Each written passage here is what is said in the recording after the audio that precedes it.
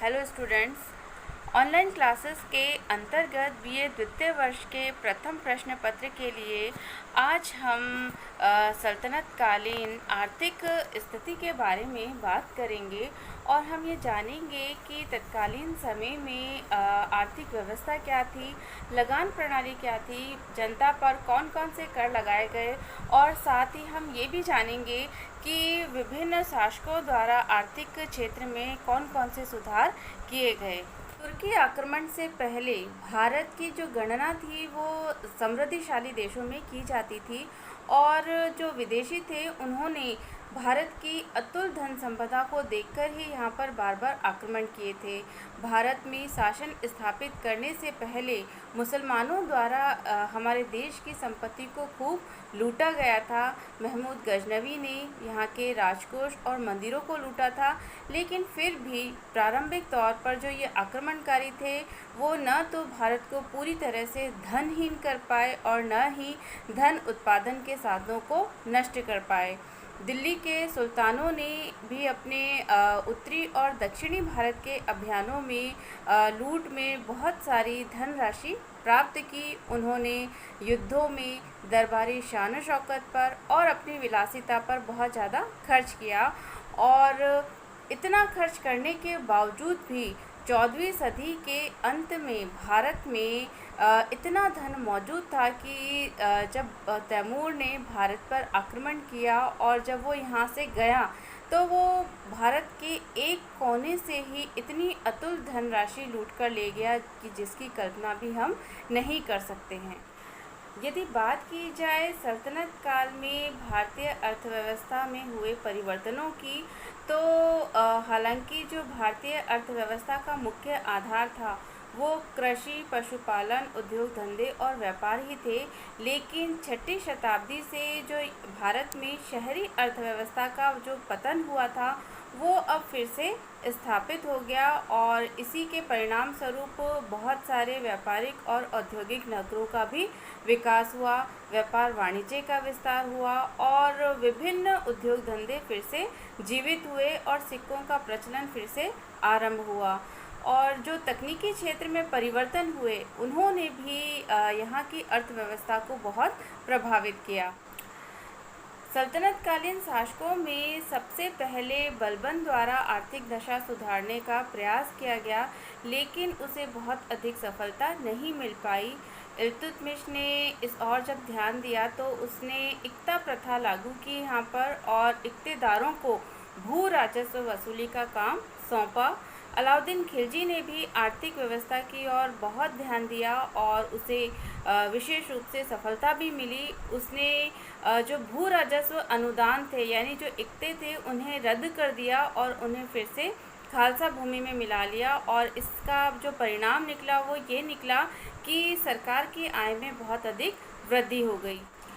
आर्थिक क्षेत्र में अलाउद्दीन खिलजी द्वारा भी बहुत सारे सुधार किए गए। उसने खूत, मुकद्दम और चौधरी जो अर्ध सरकारी भू राजस्व अधिकारी थे उनके विशेष अधिकारों को रद्द कर दिया और उनकी जो संपत्ति थी उन्हें भी उसने जब्त कर लिया और पहले उन्हें अपनी भूमि पर भूमि कर देने से छूट मिली हुई थी, लेकिन अलाउद्दीन खिलजी द्वारा उन्हें भी साधारण किसानों की तरह अपनी व्यक्तिगत भूमि पर भूमि कर देने को विवश किया गया और इसका परिणाम ये निकला कि वो लोग निर्धन हो गए, जबकि अब से पूर्व वो वैभव का जीवन व्यतीत करते थे। भू राजस्व विभाग में भ्रष्टाचार को रोकने के लिए अलाउद्दीन खिलजी ने दीवाने मुस्तखराज नामक एक नया पद सृजित किया। अपने सैनिक उद्देश्यों की पूर्ति के लिए अलाउद्दीन खिलजी ने बाजार नियंत्रण प्रणाली लागू की और इसका परिणाम ये निकला कि दिल्ली में जनता को बहुत सस्ती वस्तुएं प्राप्त होने लगी। मोहम्मद बिन तुगलक द्वारा भी आर्थिक क्षेत्र में बहुत सारे सुधार किए गए और उसने बंजर भूमि को उपजाऊ बनाने के लिए दीवाने कोही नामक एक नए विभाग की स्थापना की और उसने राज्य की आय को बढ़ाने के लिए दोआब में कर वृद्धि योजना लागू की, लेकिन ये दोनों योजनाएं उसकी असफल हो गई। मोहम्मद बिन तुगलक के समय राजस्व वसूली का जो काम था वो ठेकेदारी पर दिया जाने लगा। फसल खराब होने पर भूमि राजस्व में छूट भी उसके समय दी जाती थी और उसके समय में किसानों को कृषि ऋण दिया गया, उसे सौंदर्य या तकावी ऋण कहा जाता है। फिरोज तुगलक ने भी आर्थिक मामलों पर विशेष ध्यान दिया और उसने विभिन्न राजस्व करों से राज्य को होने वाली आय का सबसे पहले निर्धारण करवाया। फिर उसने कर प्रणाली का पुनर्गठन कर 24 ऐसे कष्टदायक करों को समाप्त कर दिया जिनसे जनता बहुत दुखी थी और उसने शरीयत के अनुसार या मुस्लिम कानून में जो स्वीकृत हैं उसके अनुसार केवल 4 कर खराज, खुम्स, जजिया और ज़कात ही जनता पर लगाए और इससे जनता के सभी वर्गों को बहुत लाभ हुआ। फिरोज तुगलक ने कृषि को प्रोत्साहन देने हेतु बहुत सारी नहरों का निर्माण करवाया और बाग भी लगवाए। यदि बात की जाए सल्तनत कालीन मुद्रा प्रणाली की तो सबसे पहले इल्तुतमिश ने एक मुद्रा प्रणाली का गठन किया सल्तनत के लिए और उसने टंका और जीतल नामक 2 नए सिक्के प्रचलित किए। टंका चांदी का सिक्का था और जीतल जो था वो तांबे का सिक्का हुआ करता था और बाद में जाकर यही दोनों सिक्के जो थे वो पूरे सल्तनत काल में प्रचलन में रहे और इस मुद्रा प्रणाली के लिए नेल्सन राइट ने इल्तुतमिश की बहुत अधिक प्रशंसा की है और उसे बहुत बड़ा मुद्रा विशेषज्ञ भी बताया है।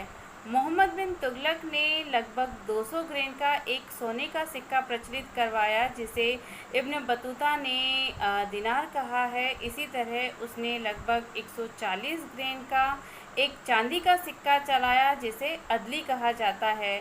जब विश्व स्तर पर चांदी की कमी हो गई तो उसको देखते हुए मोहम्मद बिन तुगलक ने चांदी के सिक्के को छोड़कर तांबे के सिक्के जारी किए और लोगों द्वारा बहुत अधिक मात्रा में जाली सिक्के बनाए गए और इसी कारण उसकी जो ये सांकेतिक मुद्रा योजना थी वो पूरी तरह से असफल हो गई। फिरोज तुगलक द्वारा भी बहुत सारे सिक्के प्रचलित करवाए गए और उसने 10 जीतल के समान दहगानी, 8 जीतल के समान हस्तगानी, 6 जीतल के समान शशगनी सिक्के प्रचलित किए। अद्धा और बिग नामक सिक्के प्रचलित किए। बहलोल लोदी ने बहलोली नामक ताम्र निर्मित नया सिक्का चलाया। यदि बात की जाए सल्तनत कालीन वित्त व्यवस्था की तो यह सुन्नी विधिविज्ञों की हनीफी शाखा के वित्त सिद्धांतों पर आधारित थी और दिल्ली सल्तनत के सुल्तानों द्वारा गजनवी के पूर्व अधिकारियों से ये परंपरा ग्रहण की गई थी। सल्तनत काल में जो भूमि थी वो 4 भागों में विभाजित थी। मदद-ए-माश ये दान में दी गई भूमि थी और इसमें कोई राजस्व नहीं लिया जाता था।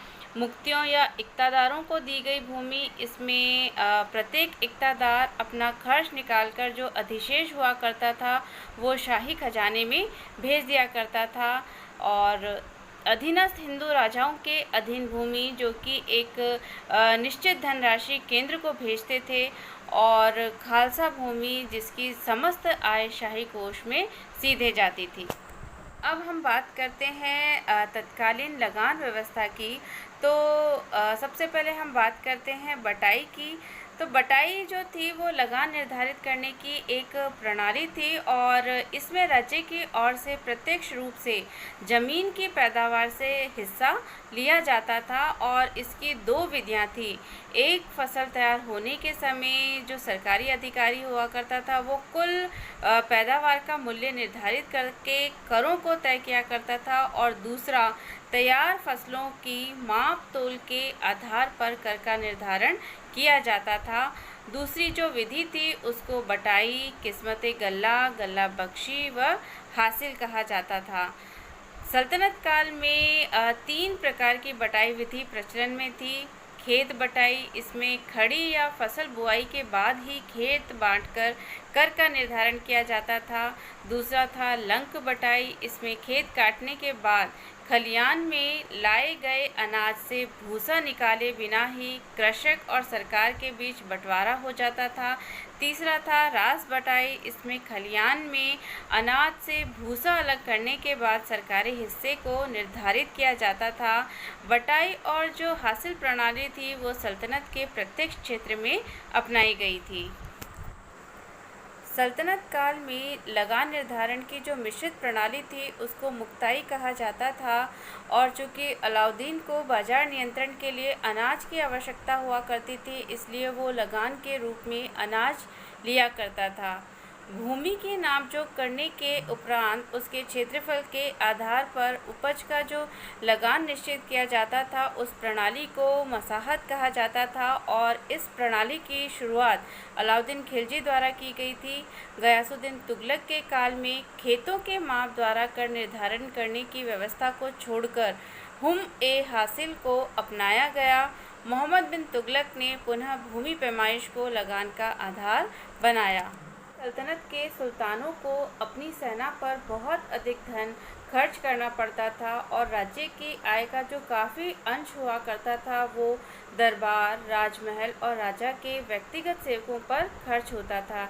इसके अलावा केंद्रीय, प्रांतीय और स्थानीय शासन के कर्मचारियों के वेतन, भत्ते आदि का प्रबंध भी करना होता था, और इन सबकी पूर्ति के लिए सुल्तान द्वारा विभिन्न धार्मिक और गैर धार्मिक कर प्रजा पर लगाए गए। अधिकतर जो कराधान का मुख्य आधार हुआ करता था वो शरीयत ही थी, और धार्मिक कर में ज़कात और धर्मनिरपेक्ष करों में जजिया, खराज और खुम्स को शामिल किया जाता था। तो सबसे पहले हम बात करते हैं ज़कात की। यह मुसलमानों से लिया जाने वाला धार्मिक कर हुआ करता था, और केवल संपन्न वर्ग के मुसलमानों से ही लिया जाता था। इस कर की वसूली में बल प्रयोग पूरी तरह से वर्जित था। ज़कात कर आय का 2.5% लिया जाता था, और इस कर का जो संपूर्ण भाग था वो मुसलमानों के कल्याण पर ही खर्च किया जाता था। एक अन्य धार्मिक कर का भी हमें उल्लेख मिलता है, और वो है सदका, और इसे कभी कभी ज़कात भी मान लिया जाता था। और जो दूसरा कर था वो था उश्र। ये केवल मुसलमानों से लिया जाने वाला कर था, और ये भूमि की उपज पर लिया जाता था। इस कर से वक्फ, नाबालिग और दास भी मुक्त नहीं थे, और इस कर की वसूली में बल प्रयोग किया जा सकता था। यह कर प्राकृतिक साधनों से सिंचित भूमि की उपज का 1/10 भाग और मनुष्यकृत साधनों से सिंचित भूमि की उपज का 1/5 भाग लिया जाता था। जजिया नामक कर गैर मुसलमानों से उनकी संपत्ति, सम्मान की सुरक्षा और सैनिक सेवा से मुक्त रहने के लिए लिया जाता था। इस कर से स्त्रियां, बच्चे, भिखारी और लंगड़ों को मुक्त रखा गया था। फिरोज तुगलक ने इस कर को ब्राह्मणों पर भी लगाया, और यह कर संपन्न वर्ग से 40 टंका, मध्यम वर्ग से 20 टंका और सामान्य वर्ग से 10 टंका प्रतिवर्ष लिया जाता था। खराज नामक कर मुसलमानों से लिया जाने वाला भूमि कर था, और इस कर के रूप में उपज का 1/3 से 1/2 भाग वसूला जाता था।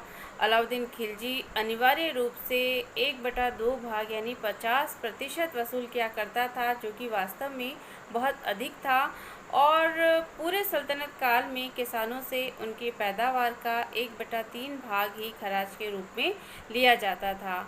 खुम्स लूट का धन हुआ करता था, जो कि युद्ध में लूटा जाता था, और इस धन का 1/5 भाग राजकोष में और 4/5 भाग सैनिकों में बांट दिया जाता था। लेकिन अलाउद्दीन और मोहम्मद तुगलक लूट के धन का 4/5 भाग राजकोष में जमा करवाते थे, और शेष 1/5 भाग सैनिकों में वितरित करवाते थे।